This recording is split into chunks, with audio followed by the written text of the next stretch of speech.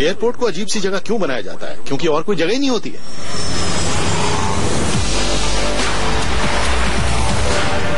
ये air racers के लिए लॉन्च पैड्स हो सकते हैं, थ्रिल्स के दीवानों के लिए टूरिस्ट अट्रैक्शन हो सकते हैं। ये हैरान कर देने वाली लोकेशंस हैं, ये हिम्मत की बेमिसाल कहानियां हैं। अब आप भी अपनी सीट बेल्ट बांध लीजिए, क्योंकि हम आपको ले जाने वाले हैं दुनिया के 10 मोस्ट एक्सट्रीम एयरपोर्ट्स पर। नंबर 10 पर हम कैरेबियन में हैं। आप जेट्स के इतने पास और किसी एयरपोर्ट पर नहीं हो सकते। यह है सेंट मार्टिन आइलैंड पर बना द प्रिंसेस जुलियाना एयरपोर्ट। यहाँ प्लेन सिर्फ 40 फुट ऊपर से गुजरते हैं। अब इससे ज्यादा पास और क्या हो सकता है? जाहिर है यहाँ की लैंडिंग भी खास होती होगी, इसीलिए सेंट मार्टिन माहो बीच पर सन बेरिंग एक स्पेक्टेटर स्पॉट बन चुकी है। जब प्लेन्स आते हैं और बीच पर मौजूद लोगों के ऊपर से उनके सिरों के पास से गुजरते हैं तो अजीब सी फीलिंग होती है, जैसे कि आप बेदिंग सूट पहनकर JFK के रनवे के एंड में खड़े हैं। सेंट मार्टिन पर इतनी कम फ्लैट लैंड है कि उसे एक लंबा चौड़ा एयरपोर्ट बनाने के लिए वेस्ट नहीं किया जा सकता, और ये स्पेस की कमी पूरे कैरेबियन की प्रॉब्लम है। टाइनी सबा एयरपोर्ट में दुनिया की सबसे छोटी कमर्शियल लैंडिंग स्ट्रिप है। सेंट बार्ट्स में प्लेन को एक सड़क को लगभग छूते हुए लैंड होना पड़ता है। अगर रनवे पर रुकना हो तो बहुत आगे जाकर उतरा वो।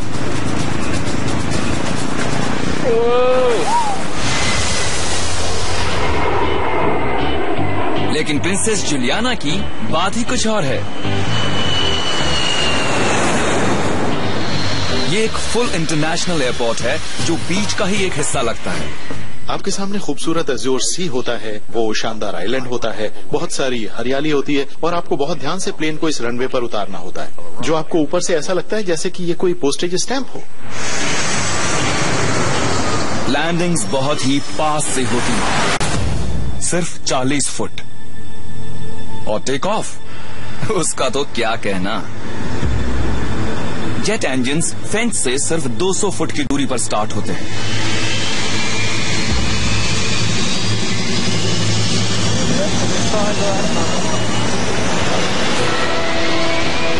(38 डिग्री एयर और एग्जॉस्ट गैस की एक वेव बीच को 160 किलोमीटर पर आवर से हिट करती है, यानी कि एक ट्रॉपिकल स्टॉर्म जितनी स्पीड।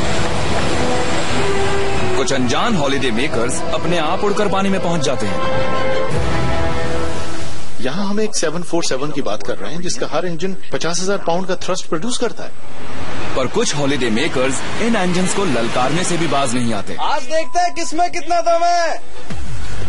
प्रिंसेस जुलियाना एयरपोर्ट ने एक यूनिक, डेंजरस, एक्सट्रीम स्पॉट को जन्म दिया है, जो है फेंस सर्फिंग। कुछ टिक पाते हैं, बाकी उड़ जाते हैं।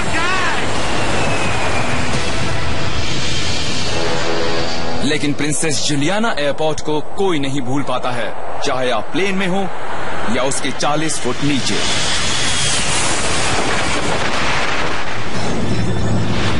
नंबर 9 पर है दुनिया में सबसे नीचे और सबसे दूर बना एयरपोर्ट। ये है मैकमर्डो साउंड सी आइस रनवे, वो एयरपोर्ट जो साउथ पोल के लिए बना है।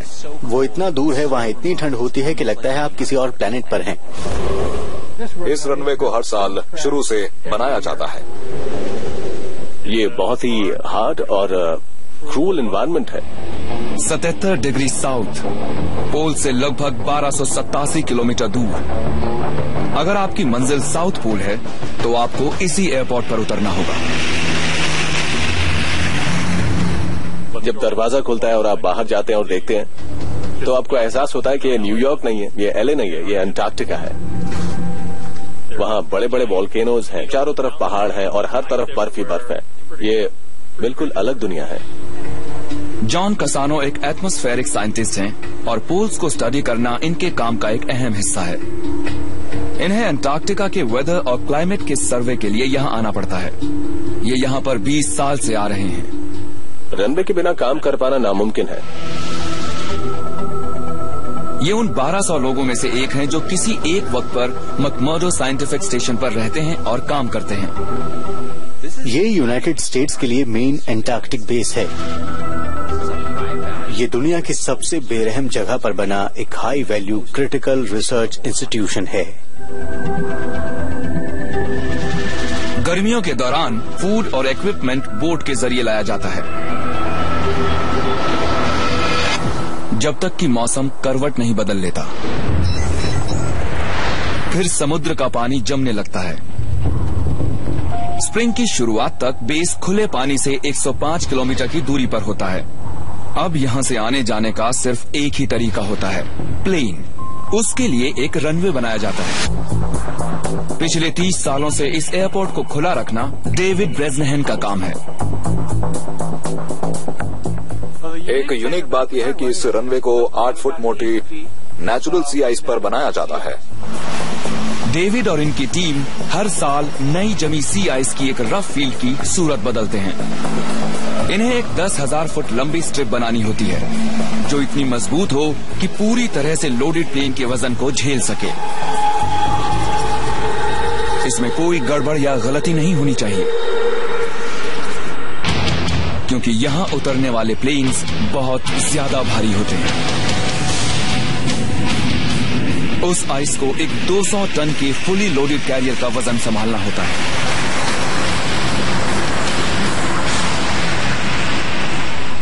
मैं प्लेन में बैठा यही सोच रहा था कि कौन उतारेगा इस सी आइस पर प्लेन को। It's crazy. इसके नीचे 2600 फुट गहरा पानी है। अगर आइस में दरार आई तो समझो जान गई। लैंडिंग तो खतरनाक होती ही है, पर सी आइस रनवे तक पहुंचना भी कोई बच्चों का खेल नहीं है। साउथ पोल पर मौजूद साइंटिस्ट अपनी सप्लाईज के लिए इन प्लेन्स पर डिपेंड करते हैं, पर ये एंटार्कटिका है। यहाँ पर मौसम को बदलते देर नहीं लगती और तूफान के सताए को हर तरफ सफेद ही सफेद नजर आता है। आप देख नहीं पाते कि होराइजन कहाँ पर है। मालूम नहीं चलता कि ऊपर क्या है या नीचे क्या है, क्योंकि आपको पता नहीं होता कि आप कहाँ हैं। It's like you floating in space. मौसम खराब होने पर प्लेन्स को लैंड करना बेहद खतरनाक होता है। ऐसे में उन्हें लगभग 3218 किलोमीटर दूर वहीं वापस भेज दिया जाता है जहाँ से वो आते हैं। इसे बूमरंग कहते हैं। मैकमुर्डो से सबसे पास का रनवे वही है जहां से आप टेक ऑफ लेते हैं, न्यूजीलैंड में। सी आइस रनवे दुनिया के सबसे रिमोट एयरपोर्ट्स में से एक है। आगे देखिए, नेपाल के पहाड़ों में तराशा गया एक ऐसा ऊबड़ खाबड़ रनवे जिस पर हर लैंडिंग मौत को दस्तक देती है। हमने साउथ पोल का वो रनवे देखा जिसे हर साल बनाना पड़ता है। नंबर 8 पर हम जाएंगे बर्फ से बजरी के रनवे पर, जहां होती हैं रफेस्ट लैंडिंग्स। शायद आपको यकीन न हो, पर यह कमर्शियल एयरपोर्ट है। तालचा इनमुगु, नेपाल। बिल्कुल अलग थलग सा एयरपोर्ट। यहाँ पहाड़ के एक हिस्से को तराश कर बनाया गया है एक बजरी वाला रनवे और लकड़ी का एक कंट्रोल टावर, और ये है एक कॉल साइन TAL, तालचा एयरपोर्ट। आप कहीं वीराने में जाकर एक एयरफील्ड बनाते हैं, ग्रेवल रनवे, रफ टेरेन, उसका पूरा सिस्टम ही अलग होता है।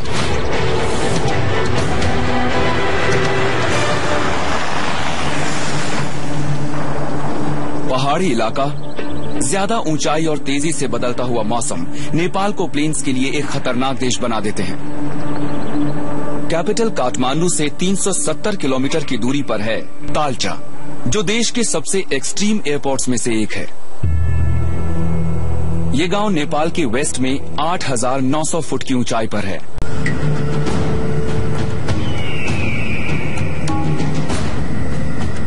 यहाँ से सबसे पास के कस्बे तक पहुँचने के लिए कच्चे रास्ते पर 112 किलोमीटर का सफर तय करना पड़ता है, जिसमें 5 दिन लग जाते हैं।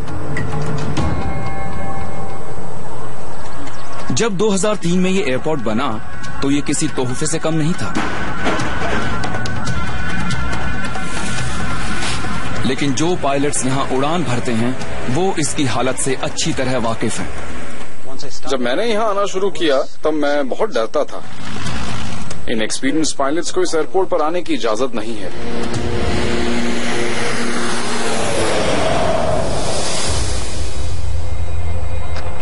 सुबह के 8 बजे हैं। भीम दत्ता पंत तालचा के एयर ट्रैफिक कंट्रोलर हैं। गुड मॉर्निंग सर, यहाँ हमें एक एयरप्लेन की जरूरत है। जब से ये एयरपोर्ट खुला है ये यहाँ तभी से काम कर रहे हैं। हाँ सर, इमरजेंसी है। इनके बिना यहाँ कोई प्लेन लैंड नहीं कर सकता और आज मामला और दिनों से ज्यादा सीरियस है। एक लोकल आदमी को एक स्ट्रेचर पर एयरपोर्ट लाया गया है। ये बुरी तरह घायल है और इसे इलाज की जरूरत है। एयरपोर्ट तक लाने में इसे 2 घंटे लगे हैं। उम्मीद अब एक ही है, इसे प्लेन से हॉस्पिटल पहुंचाया जाए। Air traffic controller Bhim airlines को एक अर्जेंट कॉल करते हैं।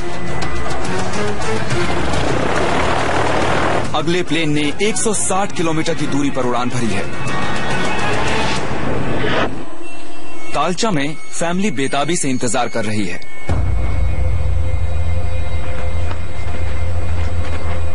दो घंटे हो चुके हैं और प्लेन अब नजर आया है।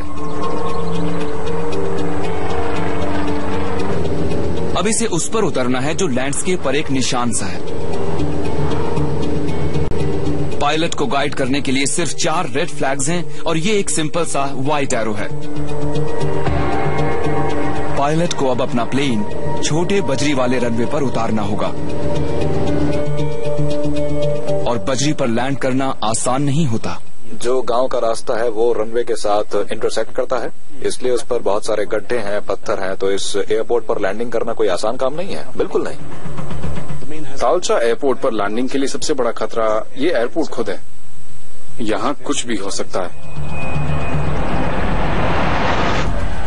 3 साल पहले इस प्लेन में लैंड होते वक्त एक गड़बड़ हो गई थी। ये बजरी में गड़ गया था और लैंडिंग गियर के परखच्चे उड़ गए थे।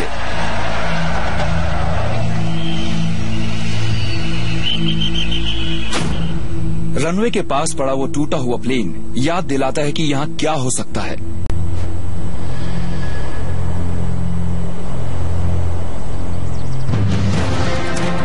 अगर ये प्लेन सही ढंग से लैंड नहीं हुआ तो जख्मी आदमी यहीं फंसा रह जाएगा।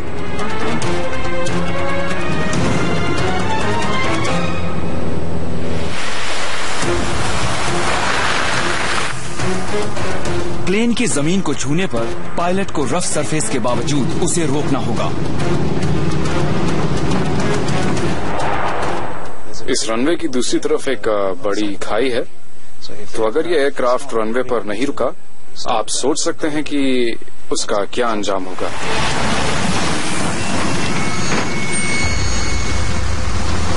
प्लेन बिल्कुल सही सलामत जमीन पर उतर आया। अब इन लोगों को अपना काम जल्दी करना होगा। जख्मी आदमी को प्लेन में चढ़ा दिया गया है और अगले 20 मिनट में वो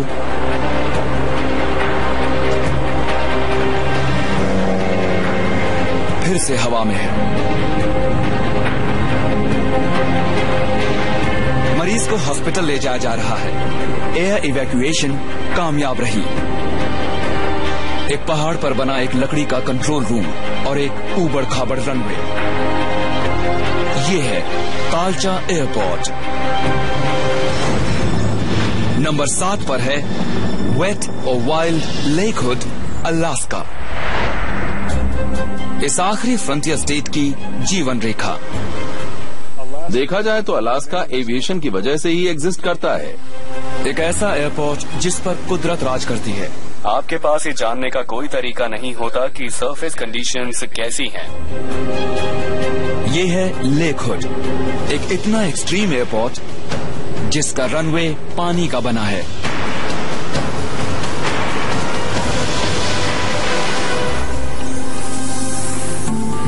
लेकहुड एंकरेज इंटरनेशनल एयरपोर्ट के पास है।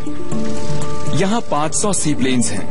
इनके ओनर्स पार्किंग के लिए हर महीने $105 देते हैं। यहाँ हर साल 30,000 फ्लाइट्स लैंड करती हैं और दिन में 90 टेक ऑफ्स होते हैं। ये दुनिया का सबसे बिजी सी प्लेन बेस है। खासतौर पर जब आप पानी पर लैंड करते हैं तो आप कंट्रोल्ड कंडीशंस में लैंड नहीं करते, वो नॉर्मल लैंडिंग नहीं होती। जब रनवे ना हो तो पानी आपकी लैंडिंग स्ट्रिप हो सकता है, लेकिन कभी कभी पानी धोखा भी दे जाता है।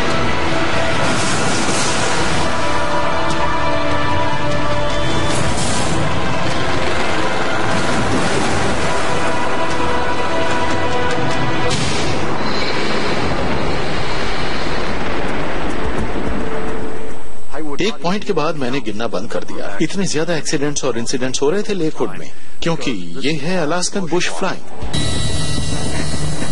तमाम खतरों के बावजूद लेक हुड का खुला रहना जरूरी होता है। यहाँ अलास्का के जंगलों में जितनी भी फैमिलीज रहती हैं, उनके पास एंकरेज शहर तक पहुँचने का सिर्फ यही एक जरिया है। इनके पास ना तो रोड्स हैं और ना ही रनवेज। इनको रिवर्स या लेक्स पर ही टेक ऑफ और लैंड करना पड़ता है। अलास्का की 80% कम्युनिटीज के पास सड़कें नहीं हैं। कहने का मतलब है कि वो बाहर की दुनिया से एविएशन की वजह से ही जुड़े हैं। लेकिन विंटर्स में खुला पानी भी नसीब नहीं होता। जैसे जैसे टेम्परेचर गिरता है, लेक हुड में बर्फ जमने लगती है। एयरपोर्ट बंद हो जाता है, सारा एयर ट्रैफिक रुक जाता है, बाहरी दुनिया से रिश्ता टूट जाता है। लेक के बदलने के साथ ही एयरक्राफ्ट्स भी बदल जाते हैं। अब एयरप्लेन्स को स्विम नहीं करना पड़ेगा, अब वो स्की करेंगे।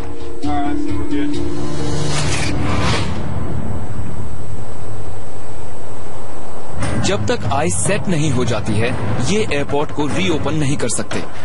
पायलट माइकल लॉखलिन को आइस टेस्ट करनी होगी।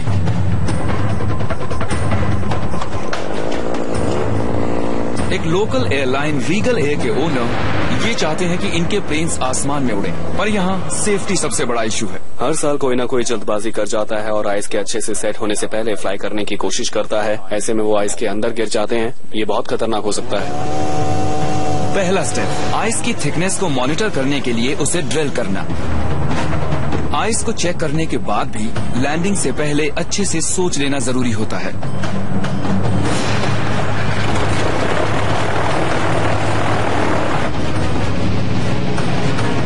भारी प्लेन के वजन से आइस टूट सकती है, जो प्लेन के लिए खतरनाक साबित हो सकता है। आइस पर लैंड करना पानी पर लैंड करने से कहीं ज्यादा मुश्किल होता है। आपके पास ये जानने का कोई तरीका नहीं होता कि सरफेस कंडीशंस कैसी हैं। पायलट बस अंदाजा ही लगा सकता है कि वो कैसी होगी। जमे हुए लेक पर कोई लैंडिंग मार्किंग्स नहीं होती है। सारा काम पायलट की स्किल और जजमेंट पे होता है। बहुत ध्यान से देखना होता है कि आइस कहीं पतली तो नहीं है या पानी तो नहीं निकल रहा है। यहाँ पर अंटार्कटिका की तरह बर्फ की 8 फुट मोटी परत कभी नहीं होती। अगर आइस पतली होगी तो आप अंदर धंस जाएंगे।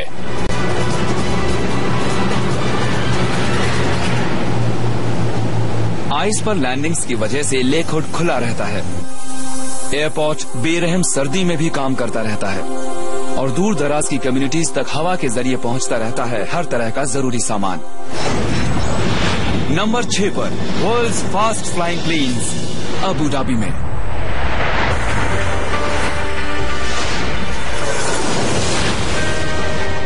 साल के 363 दिन ये एक कार्गो पोर्ट होता है, लेकिन वीकेंड पर यहाँ कुछ और ही होता है।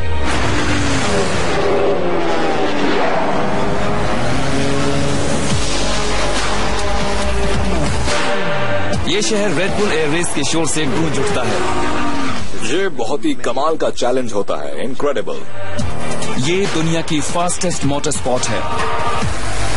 प्लेन्स 370 किलोमीटर पर आवर की स्पीड को टच करते हुए 5 इंफ्लेटेबल गेट्स के बीच से निकलते हैं और सबसे तेज वाला जीत जाता है। एक रोलर कोस्टर, वो भी हवा में।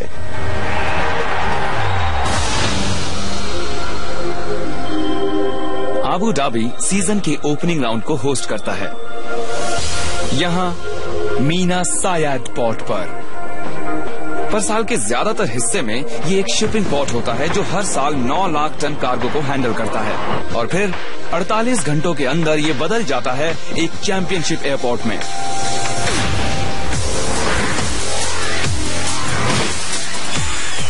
बहुत सारे लोगों की कड़ी मेहनत की वजह से मैजिकली अपीयर होता है एक रेस एयरपोर्ट।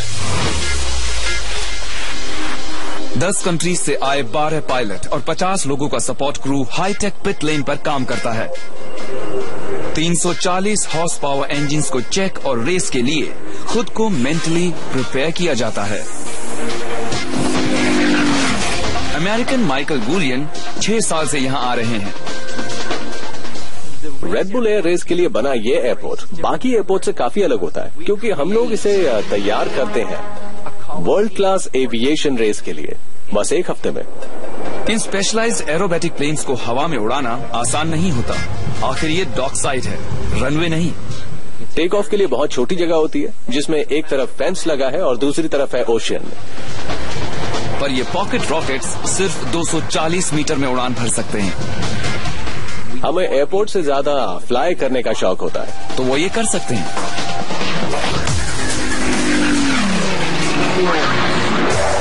प्लेन 70 रेवोल्यूशंस पर मिनट तक बैरल रोल कर सकते हैं। ये इस 5 किलोमीटर कोर्स को 100 सेकंड से भी कम में पूरा करते हैं। इन्हें देखकर लगता है कि इंसान के लिए कुछ भी नामुमकिन नहीं। ये 12 Gs तक को झेलते हैं। इतनी ज्यादा फोर्स में ज्यादातर लोग बेहोश हो जाते हैं। इस रेस में हम अपनी ह्यूमन एबिलिटी को एज तक ले जाते हैं ताकि हम इतना जी फोर्स झेल सकें, और साथ ही हमें प्लेन को भी कंट्रोल करना होता है।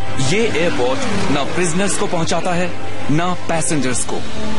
न यहाँ कोई बोइंग है न ही एयरबस, क्योंकि वो इसे 0 से बनाते हैं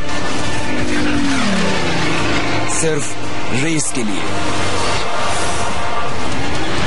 आगे देखिए एक आइलैंड एयरपोर्ट जो हर टाइड के साथ गायब हो जाता है। एयरपोर्ट के लिए बने रेस रनवे के बाद नंबर 5 पर है मदियरा के अटलांटिक आइलैंड पर बना सबसे हवादार एयरपोर्ट। पूरी दुनिया में ऐसे कुछ एयरपोर्ट्स हैं जहां बहुत ज्यादा हवा चलती है। किसी भी पायलट के लिए सबसे मुश्किल चीज होती है क्रॉस विंड लैंडिंग। हवाएं लिटरली प्लेन्स को रनवे से दूर उड़ा सकती हैं। ऐसे में बहुत ज्यादा डर लगता है। पायलट्स को प्लेन को सेफली उतारने के लिए कुदरत से मुकाबला करना पड़ता है। हवा न हो तो लैंडिंग बहुत आराम से हो सकती है, पर यहाँ तेज हवा सारा खेल बिगाड़ देती है। कई बार तो हवा हद ही कर देती है।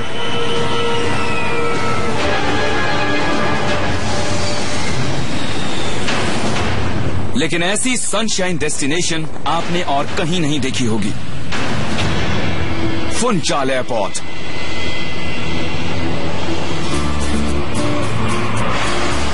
ये अफ्रीका की कोस्ट से लगभग 560 किलोमीटर दूर मदियरा नाम के आइलैंड के एज पर है।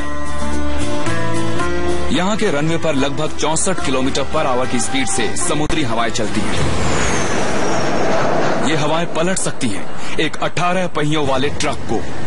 बीच में आए झोंके हवा की स्पीड को और बढ़ा सकते हैं।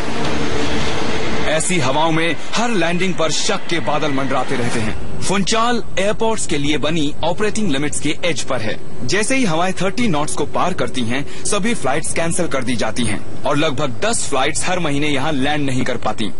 पायलट्स को फैसला करना होता है, जबरदस्ती लैंड करके पैसेंजर्स की जान को खतरे में डालना है या फिर से ऊपर उड़ जाना है।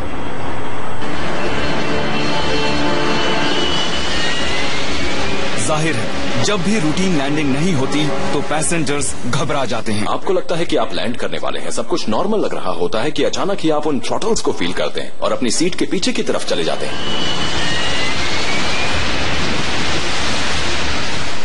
फिर लगता है कि कुछ गड़बड़ है शायद। मदियरा में ऐसा ही होता है, अक्सर होता है, बार बार होता है। सच में बहुत डर लगता है। फुनचाल यहाँ हर साल कई 100 फ्लाइट्स लैंड करती हैं। हर एक पायलट की काबिलियत का सबूत होती है। नंबर 4 पर हम जा रहे हैं हांगकांग, जहाँ पर है वर्ल्ड्स क्रेजिएस्ट एयरपोर्ट। भीड़ की बात करें तो ये दुनिया में नंबर 4 पर है। कई दशकों से हांगकांग के एयरपोर्ट्स को रनवे के हर एक स्क्वायर इंच के लिए यहाँ के स्काई स्क्रेपर से जंग लड़नी पड़ी है, और इस मामले में सबसे बदनाम था लेजेंडरी काईटैक। ये लैंडिंग इतनी डरावनी होती थी कि पैसेंजर्स इसे काईटैक हार्ट अटैक कहते थे।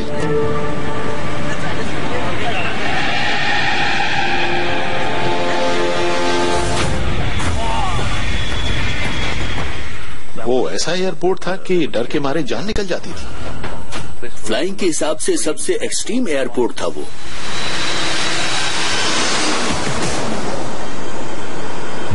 1996 में काईटैक दुनिया का 3rd बिजिएस्ट और सबसे खतरनाक एयरपोर्ट्स में से एक था।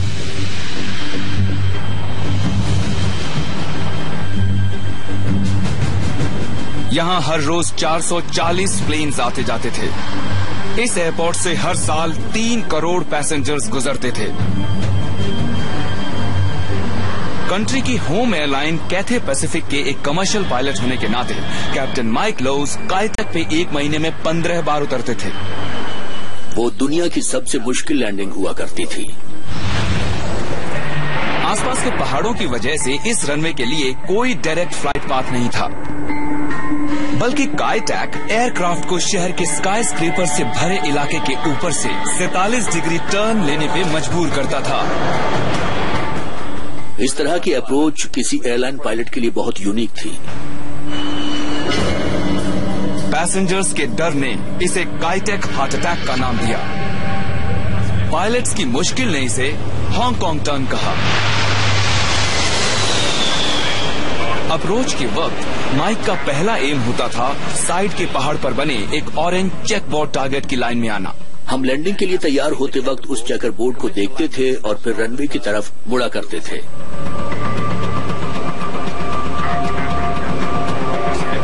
ये मनूवर इतना मुश्किल था कि यहाँ फ्लाइट कंप्यूटर्स भी फेल हो जाया करते थे, इसलिए पायलट्स को प्लेन को मैन्युअली फ्लाई करना पड़ता था। वहाँ पर हुनर का पता चलता था क्योंकि आप पूरा गाइडेंस सिस्टम ऑफ कर देते थे और फिर टर्न लेते हुए उस रनवे पर नजर रखनी होती थी। उस टर्न को पूरा करने के लिए मिलते थे सिर्फ 20 सेकेंड्स। टर्न के कंप्लीट होने के बाद आप उन दोनों बिल्डिंग्स के बीच के गैप में कहीं होते थे। उसके बाद फाइनली आप रनवे की लाइन में आते थे। आप उस वक्त जमीन से सिर्फ 200 फुट की ऊंचाई पर होते थे। कहने का मतलब है कि काईटैक के रनवे 13 पर सिर्फ वो ही लैंड कर सकता था जो एक्सपर्ट होता था।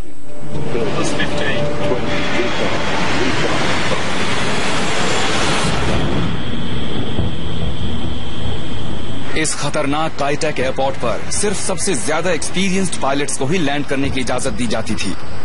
आप यहाँ पर अपनी मर्जी से नहीं आ सकते थे। पहले आपको ये एक सिमुलेटर में करना होता था। आपको इस एयरपोर्ट पर भेजने से पहले हर तरह से चेक किया जाता था और फिर जब आप यहाँ पहली बार लैंड करते थे तो वो बहुत बड़ी बात होती थी। आपको लगता था आपने कुछ अचीव किया है। लेकिन जैसे जैसे हांगकांग ने और तरक्की की, काईटैक को चलाना और मुश्किल होता गया और इसे बंद करना पड़ा। अब हांगकांग को एक बड़ा और नया एयरपोर्ट चाहिए था।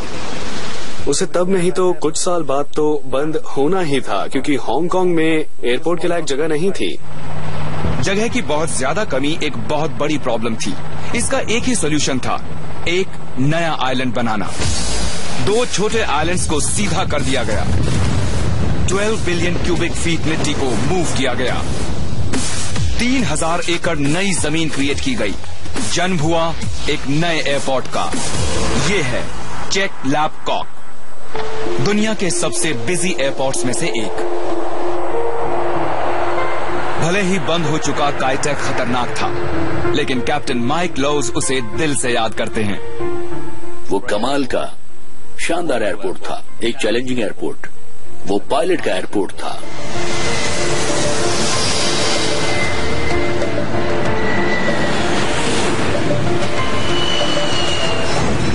नंबर 3 पर हम जा रहे हैं तूफानी नॉर्थ अटलांटिक की तरफ, जहां पर है world's wildest runway 12 airport. Scottish coast से लगभग 96 किलोमीटर दूर एक छोटे से हेब्रिडियन आइलैंड पर एक एयरपोर्ट जो हर टाइड के साथ गायब हो जाता है। ये उस समय के लास्ट रेमिनेंट्स में से एक है जब प्लेन्स वहां लैंड किए जाते थे जहां कोई फ्लैट सरफेस मिल जाती थी। ये लैंडिंग स्ट्रिप कुदरत के रहमो करम पे है। हम इस रनवे के खुलने के लिए नेचर पर डिपेंड हैं। हांगकांग में उन्होंने एक मैन मेड आइलैंड पर एक रनवे बनाया है, लेकिन 12 में नेचर रनवे प्रोवाइड करती है दिन में 2 बार। यहाँ जो लैंडिंग हो जाए वही अच्छी है। सुबह के 9 बजे हैं। छोटा सा 12 आइलैंड पिछले 24 घंटों से बाहरी दुनिया से कटा हुआ है। समुद्र की तेज लहरें मेनलैंड से फेरी को नहीं आने दे रही। अब सिर्फ एक ही लिंक बचा है, ये एयरपोर्ट।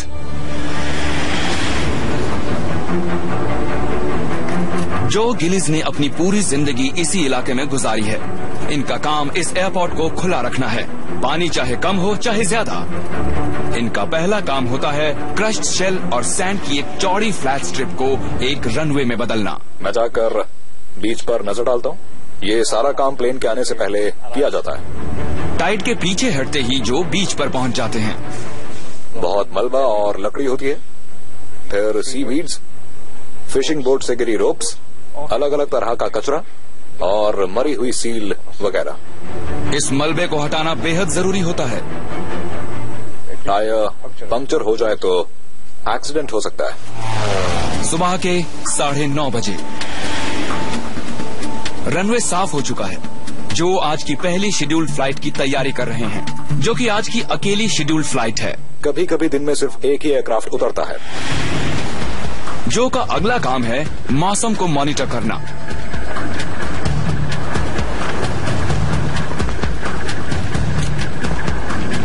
अगर हवा 55 नॉट से ऊपर गई तो एयरपोर्ट को बंद करना होगा।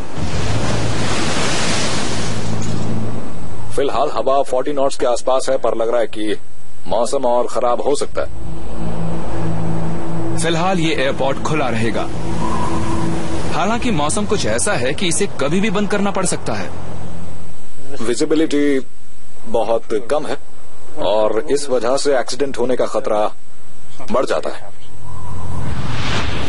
12 में सिर्फ स्पेशलिस्ट एयरक्राफ्ट ही उतर सकते हैं। इनमें से एक है ट्विन ऑटो, जो यहाँ मिड 1960s से उड़ रहा है। इसका फिक्स्ड अंडर कैरेज बीच के सॉफ्ट सैंड सरफेस पर लैंडिंग के लिए परफेक्ट होता है। रेतीले 12 से सिर्फ एक प्रोपेलर एयरप्लेन ही ऑपरेट कर सकता है। आप वहाँ पर जेट नहीं उतार सकते, वो बहुत भारी होते हैं, और अगर किसी तरह उतार भी दिया तो वापस नहीं आ सकते। 12 की डेली फ्लाइट ने 1 घंटा पहले ग्लासगो से उड़ान भरी थी और उसे मौसम के और खराब होने से पहले ही लैंड करना होगा।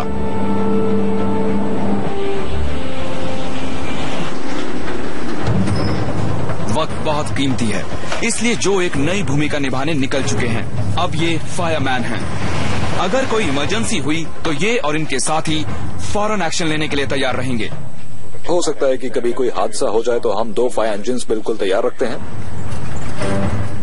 आपको काफी फास्ट रहना पड़ता है क्योंकि एयरक्राफ्ट में जो फ्यूल होता है वो बहुत जल्दी चलता है। सुबह के 10 बजे हैं।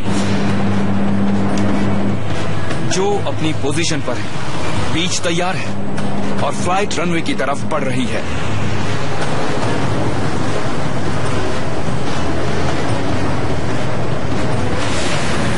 मौसम को देखते हुए इसे बहुत ही अच्छी लैंडिंग कह सकते हैं, लेकिन अभी आधा ही काम हुआ है।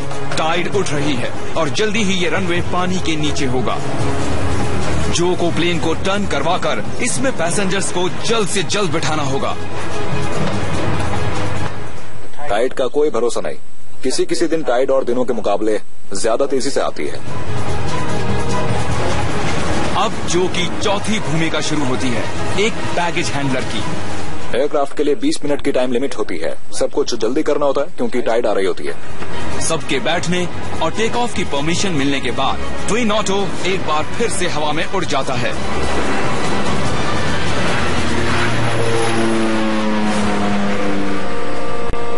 अब जो रिलैक्स कर सकते हैं। एक और दिन का काम अच्छे से निपट गया। 12 फिर से बाहर की दुनिया के कांटेक्ट में है और जो जैसे लोगों की वजह से ही दुनिया का ये वाइल्डेस्ट एयरपोर्ट खुला रहता है। मुझे ये जॉब पसंद है क्योंकि हम बहुत बिजी रहते हैं।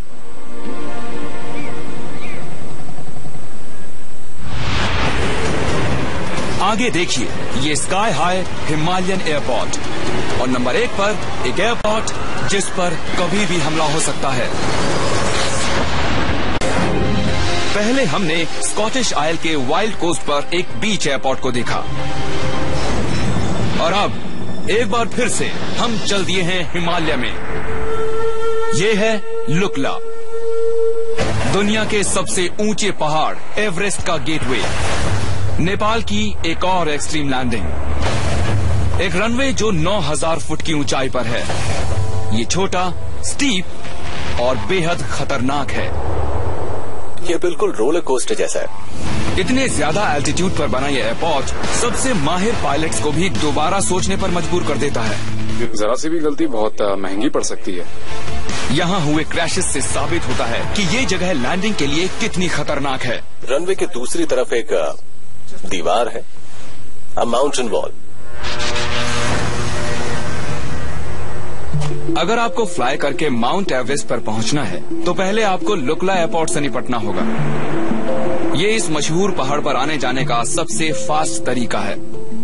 लैंडिंग स्ट्रिप अचानक ही सामने आ गई। ओह माय गॉड, हम वहाँ पर लैंड करेंगे। मैंने आंखें बंद कर ली। वो काफी स्टीप लैंडिंग थी और कुछ देर के लिए तो सांस जैसे अटक ही गई। और हम पहुँच गए। मैंने कहा थैंक गॉड मैं जिंदा हूँ। सुबह के 10 बजे हैं।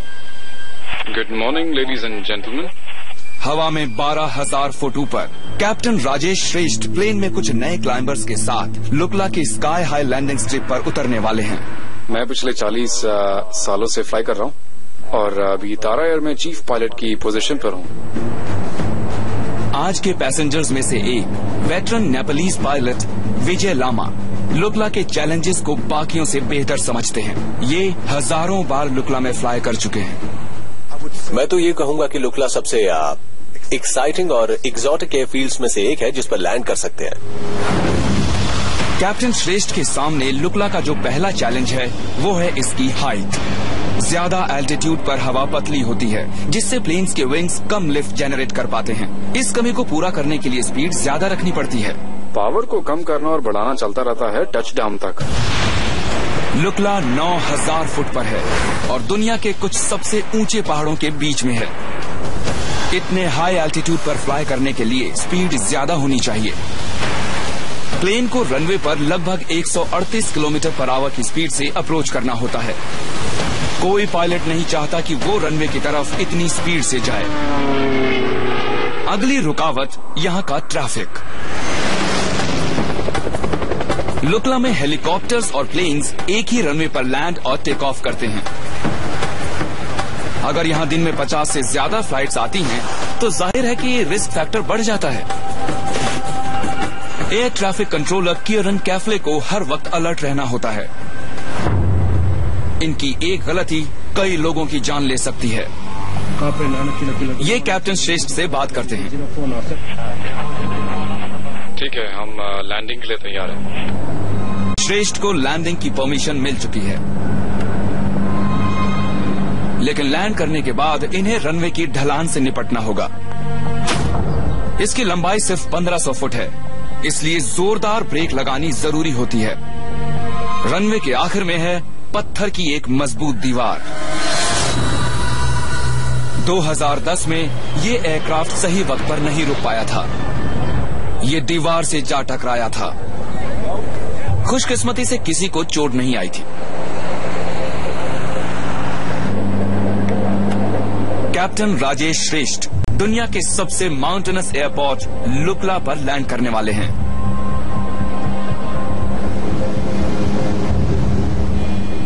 यहाँ पर अप्रोच बहुत ही ज्यादा क्रिटिकल है।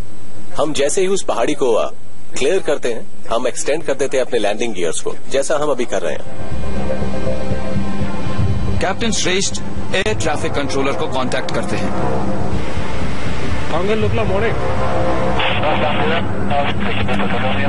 126 फुट पर सेकंड पे बहुत तेजी से आगे बढ़ रहे हैं, लेकिन हाई एल्टीट्यूड पे ऐसा करना जरूरी है। ये एक स्ट्रेट नोज इन डाइव है, लाइक रोलर कोस्टर।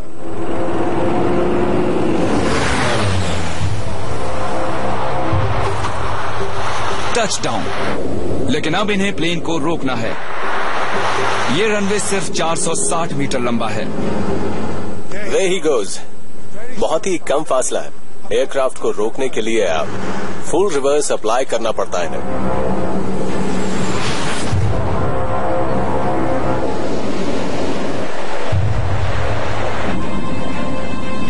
ये कामयाब रहे। इस फ्लाइट में 15 और क्लाइंबर्स सही सलामत एवरेस्ट पर पहुंच चुके हैं। लेकिन टर्मिनल की तरफ जाते हुए कैप्टन श्रेष्ठ जानते हैं कि अगली बार लुकला फिर से परेशान कर सकता है। नंबर 1 पर world's most intense airport Bagram, Afghanistan में। अफगानिस्तान की वॉर में जाने और निकलने का जरिया है ये बगराम एयरबेस। हर एक एयरपोर्ट पर लोग ऑपरेट कर रहे पायलट की हेल्प करने की कोशिश करते हैं, लेकिन बगराम में कोशिश होती है आपको नुकसान पहुंचाने की।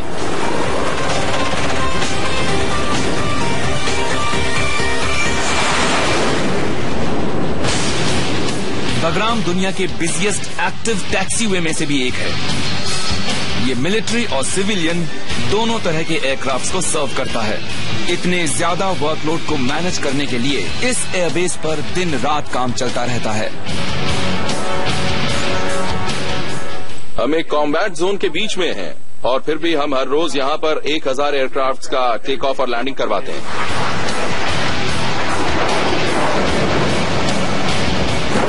ये एक चैलेंज है। हम सबको अपना काम बहुत अच्छा लगता है। चैलेंजेस में मजा आता है। अब जब अफगानिस्तान की वॉर खत्म होने को है, यूएस ट्रूप्स की वापसी बगराम से ही होगी। यहां से हर साल 3 लाख पैसेंजर्स और 2 लाख टन कार्गो का गुजरना जारी है।